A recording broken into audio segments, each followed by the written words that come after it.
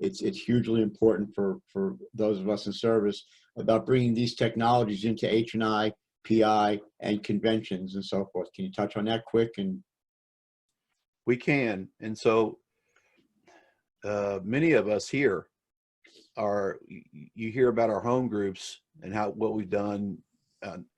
North Star was founded on a group of servants, that served together at the regional and zonal levels all over the world, and projects we were involved in, outreach, public relations, the other conference participants, that when we decided to move to online only, it was because we wanted a recovery meeting for all of us to have together, so that when we were having disagreements about service, we would have a foundation based in personal recovery as well. And so we take the very same skills that we use to recover on our own, and we apply that to virtual public relations and virtual hospitals and institutions. We have the North Star meeting at about 6 months in became a virtual H&I meeting out of the Northern New York region, specifically the Finger Lakes area. And so the things that are important to think about when you decide is that, all of a sudden now, the world is not as big as it used to be. It's very small now. And so what I would suggest for anyone who wants to do virtual H&I is that just the same as you have people that are very heavy-handed over the panels and administration of how your panels function, is that you would take those precautions into virtual H&I as well. That you would still, this is something that's very important, and I do want to touch on this, because virtual service is real now. It's always been real, and we've been doing it, but now it's real, and people are looking for direction in a huge, a much bigger scale. And so what I would caution is that our 12 traditions and our 12 concepts speak directly to remaining accountable to a group conscience, okay? And so what many of us believe on these fundamental levels about what the 12 traditions are, very specifically, I'll reference the 4th, the 8th, and the 9th traditions, okay? Because those are about, service centers, not having, the group autonomy in the 4th, the 9th tradition of having a structure created.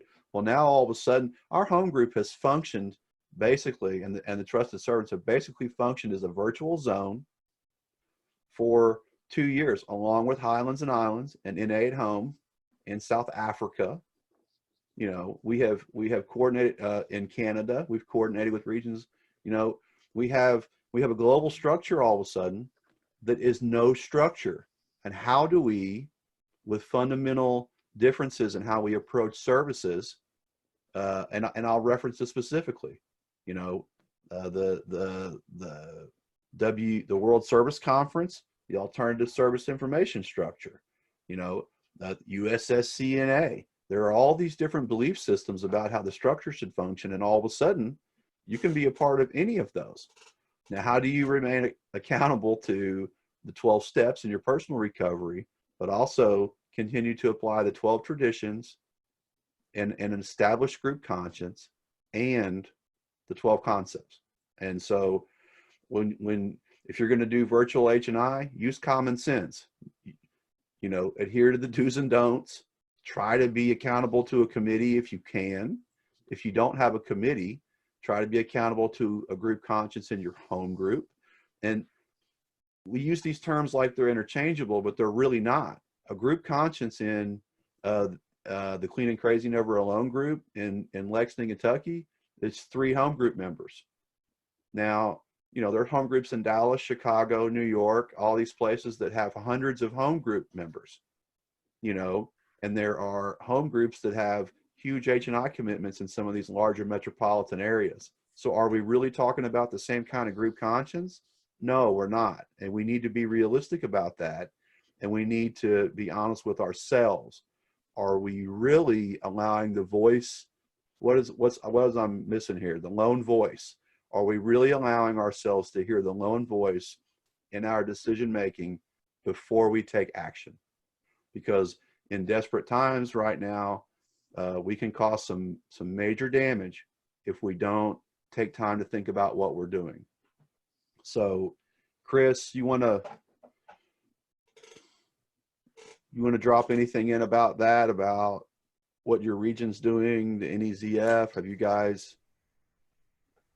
So there's a few things that my region is doing. That number one, we're creating a temporary database for all virtual meetings right now.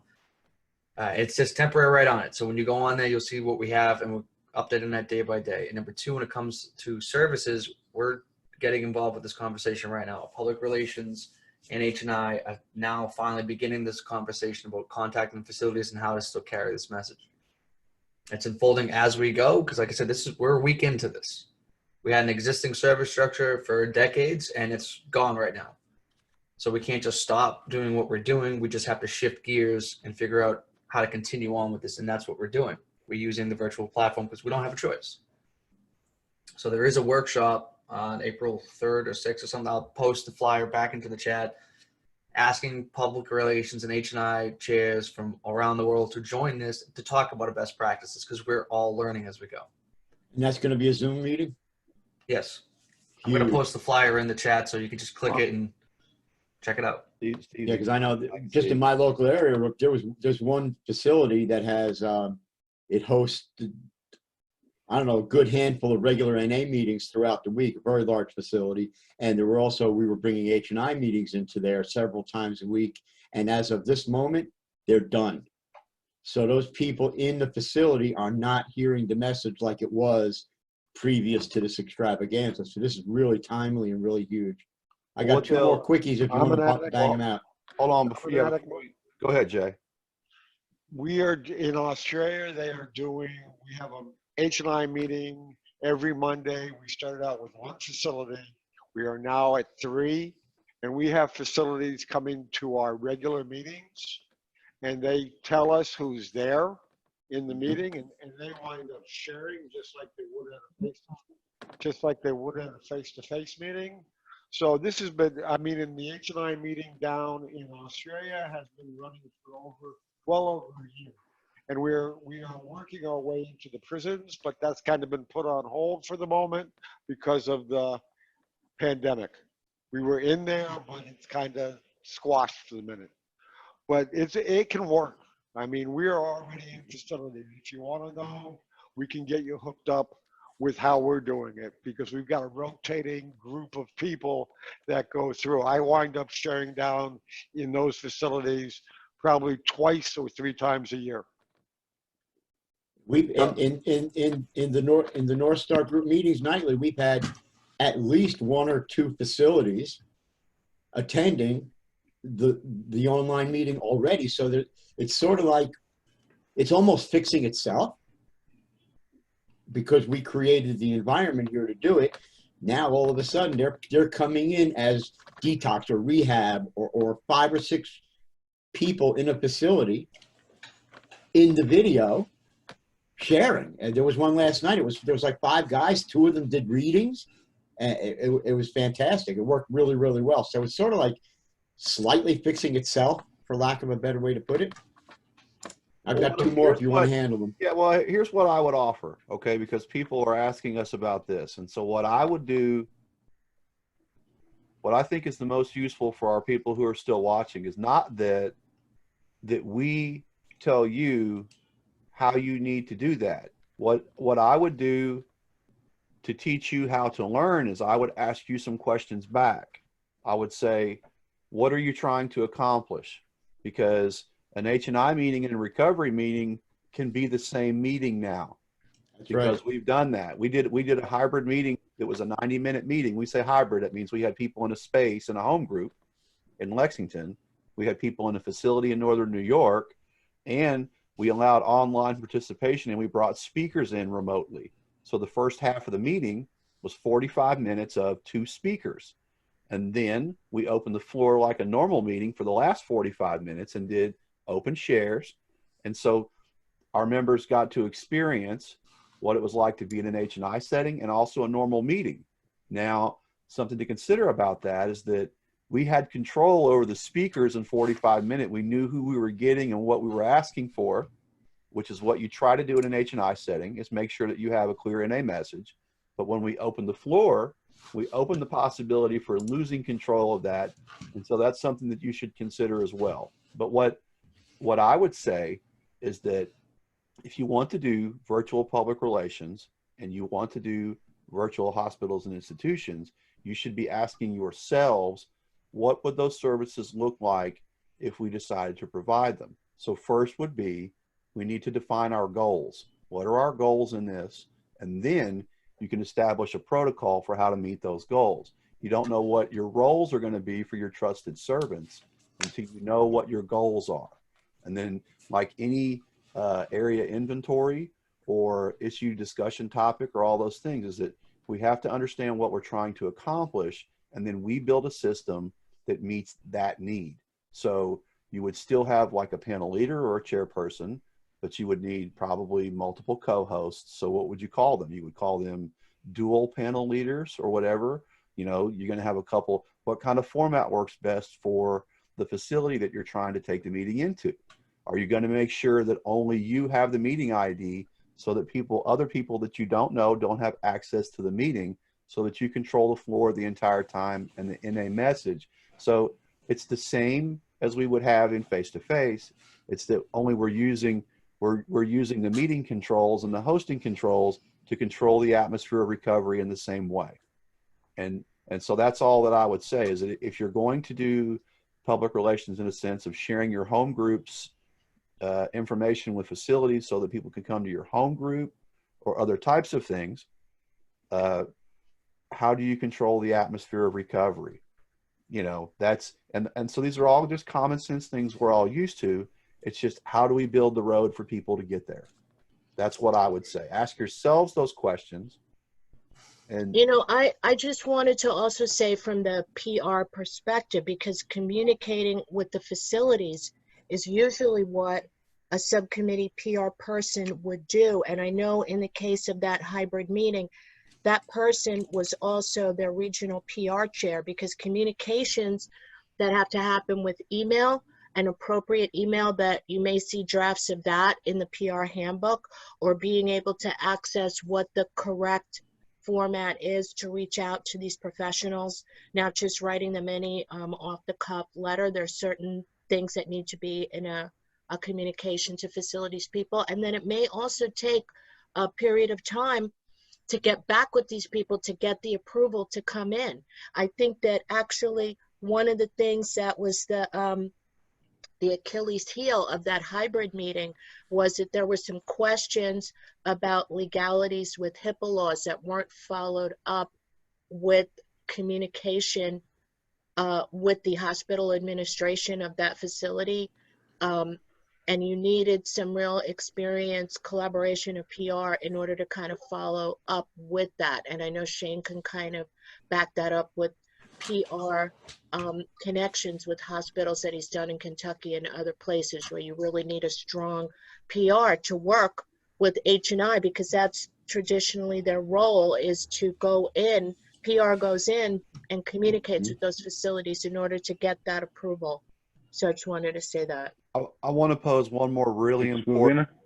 I got one more after you, Shane. Yeah, I want to pose one more really kind of mind-blowing fucking thing real quick. Is that generally our trusted servants, we're only in their roles, we're limited by time, like what time they have available in their life, and their geography. And so, you know, all of a sudden, the only thing that limits us is time.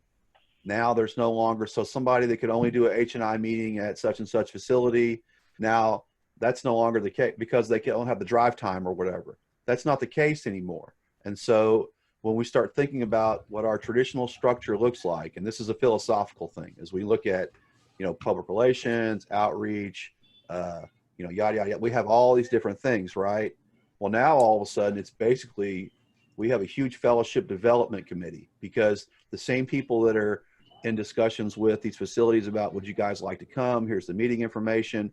Well, those people need to be directly communicating with the H&I people at the same time and probably in the same space. And so this familiarity of these blocks on the page that we see of our different committees is fucking gone. It's one big committee now. And so how do you establish a protocol for prioritization and following a group conscience and do's and don'ts, because that's what are the important things now. Is that, oh my God, the whole world is open to us now, and we have the ability to do so much more. How do we fucking work our steps? How do we make sure we're working our steps, so before we even get to the traditions and concepts about what's available to us now, and structure, because we can strangle the structure with our rigidity. And that's, go ahead, Chris. Thank you. All right, so I'm going to share something with you guys that this is a response from the local public relations committee in my region about how to get the addicts to a meeting. All right, this is something that we can be doing right now. Public relations can be contacting the facilities right now to at least give them the information on how to find us now that we don't meet in person. It's a real simple letter. It gives the regional helpline phone number, the regional website, virtual.na.org. This is a quick and easy PR tool that you can use right now, and you have to continue the conversation. As Wolvina pointed out, you have to continue that conversation with the facilities. But again, right now, we can't be waiting on these things. People are getting released from jail, detoxes, and hospitals today that have no idea how to find us today and tonight. So this type of a very simple document is something that our public relations can be doing right now. I keep stressing that because the longer we stand down from this, the longer addicts go without finding a meeting. And it's super important that we be doing these type of things today. I would also suggest people take a picture of the screen right now, so you can have it right now, and then you can just modify it in your own computers right now. I mean, Yeah, it's going to go out in the email too, but that's fine. Well, you could have that instantaneously if you just take a picture of it. Yeah, and here's something else that I would suggest, guys, before is that it's okay to do the best you can with what you have. And what I mean by that is, when we are communicating through public relations to these facilities, it's okay to say, if you want to attend this meeting, it will have this format. We have control over this, and this as admins of that meeting and co-hosts. We do not have control over this, and this. And if one of the last three things happens, here's how we're going to respond to that situation, and be mindful of these things when you are making a decision whether you want to attend or not. You can attend with your video off. You can make that only one-way communication. You can make it, we have all those kind of conversations with prisons because they have different stipulations as a 7-day detox, so you can communicate all of those points as best you can in your letters, and that's just the best we can do. And I know somebody was wanting to jump in, so go ahead. Yeah, hi Shane. I was just going to say, I know you're going to cover this next week, but I'm just going to quickly share a screen I've got going on here if I can. We're in communication from HIGNA at the moment with two of the oldest established treatment centres in the UK, and we've put this kind of format together as an introduction lesson. What they've asked for is proposals.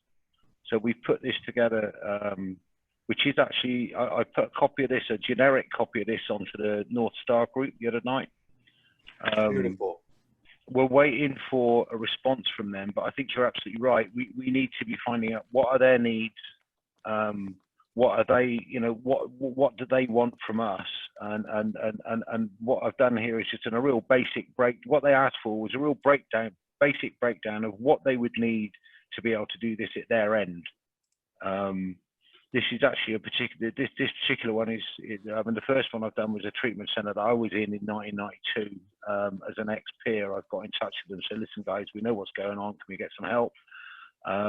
The offer is for myself and one of my sponsees who's in the business, who's helped me write this letter to get the language right, to go down to Cloud's house sometime next week, we hope, and have as much of a conversation we can have with them, without kind of breaching our own personal spaces and so forth, to see what they can do.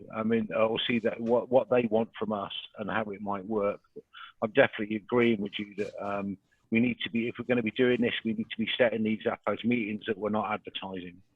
We shouldn't be advertising these meetings. If we do it at all, it will be an H&I room that was set up at HIGNA that will be private, that we will find a way of doing it. So I just wanted to share that with people in the room. So No, that's perfect, because here's what I can see. I can see. So I'm out of call, Caitlin. I just had a quick thought that I don't know, like the longer this thing goes on and the longer social distancing goes on, I think something that a lot of people are missing is that how are you going to have a treatment center when you can't have people be next to each other or that have been like out in the community?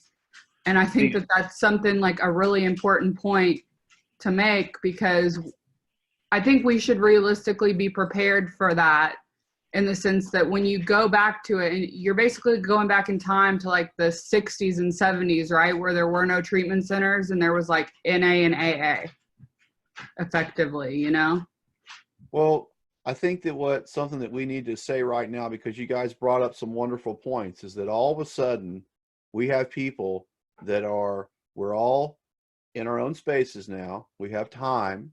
We want to be of service. We're driven to serve by our recovery, but we may not have the necessary experience to, I'm looking at 25 people on the screen right now, and I'm wondering how many people have actually done PR, right? But we're all going to have to fucking do PR in order to establish H&I. Now, many of us have probably done H&I, and even, a greater number of that have an actual home group that we might do something in. So we're trying to establish some community spaces that can share some of that experience, which is why we're doing the webinars, but we're also trying to make it available 24 hours a day on some of these YouTube channels and stuff. And then we'll be talking about a lot of that next week, is like the letter that Steve just had up, the letter that Chris put together. Hey, here's some templates of what this can look like. We're gonna share it in Adobe. We're gonna share it in Word. Those are the two most common. So if you're not as skilled, I'm not a skilled, document creator. I do almost everything from my damn cell phone, and so we need people who are good at sharing things on cell phones to say, hey, I want to join the team, and how can I be of service? So we're going to cover a lot of that other kind of stuff next week. Is okay, you have willing people, you understand how to chair a meeting now you want to do an H&I meeting where you live. We don't know where to go from here. And so that's what we're going to be. I think it's important as well, Shane, to bring the elephant in the room on that. I mean, as far as HIGNA is concerned, as an ASC, I mean, we've been kind of blocked, if you like, from kind of engaging. We tried last year to engage with service structure in the UK, because we knew that we were at a point in the development of the Highlands and Islands group that we needed to start branching out into that sort of stuff to start carrying the message. So we're kind of doing this a bit isolated. I've been invited to speak at the newly reformed UK&A Fellowship Development Committee in the next couple of days. So I'm hoping to be able to kind of connect and get a little bit more stuff going on this sort of level. But we are very much on our own. I think that's a really important to point out. Some regions have not accepted these meetings as being kind of real, should we say. So I just want to I get all that, but to be honest, like right now, we don't have. I don't care. Wait a second, Ricky and Ryan, I see your hands are raised, you're gonna have to put your questions in the chat. We're not taking questions from raised hands. You're gonna have to put them in the chat. Hal, all right, guys, we've got only just a few minutes, minutes before Caitlin takes the con for the workshop. So go ahead, Hal. Shane, okay, here's what I'd like to say, see if you agree with it. I've got 2 more questions that have been holding since during the live webinar. We can hit them really, really quick here. And then between now and meeting time later tonight. Put them out. Okay. All right. I'm going to handle the other ones too. All right. There are technical questions here. If you have the 100 participant limit, can you do 2 breakout rooms of 50 each? How do you handle that? You can do that. I don't know if you can do 3 breakout rooms of 100. I don't think that's how it works, but I know that you can definitely do two breakout rooms of 50 if your limit is 100. Okay, real quick, is Discord compatible with Google, Windows, Mac, etc.? Discord is compatible with everything. Very good. Okay, now there's a whole bunch of questions that have come up in the chat since the formal part of the webinar. Keep going. Until Kevin throws us off, we're going to roll. Okay, let's see. Hang on. It's going to take me a few minutes to find them. You know because I what? haven't copied. Then I'm going to go to Ricky. Ricky's got his hand up. Good. Go ahead with your question, Ricky. Hi, can you hear me? Yep. Okay, I was just wondering, I could not save like that copy of the letter. This is my first glimpse of what you guys are doing. It's absolutely amazing, but I am totally lost. I put my email out there and I'm wondering if that's all I need to do. Did you put it in the chat? I did. Okay, Hal's saving that. So what will happen, since we have your contact information now, is that you'll get a copy of these recorded videos when we're done. That will Okay. be, and they'll be anonymous. It'll be a screen share with the audio over it. So you won't see our individual pictures, but you'll see our presentations.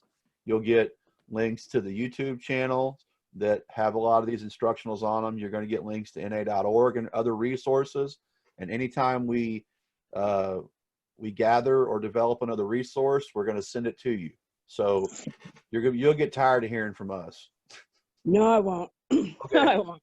Well, I mean, the more emails we have, and the more that we have people who can share, the better. So I was just wondering, Okay. I came across you guys accidentally. Like, is there like a meeting list like that you can go to for Zoom? And like, I'm having a hard time even getting to a meeting. if you can access the chat and see it, Hal's going to put in a link to virtual-na.org.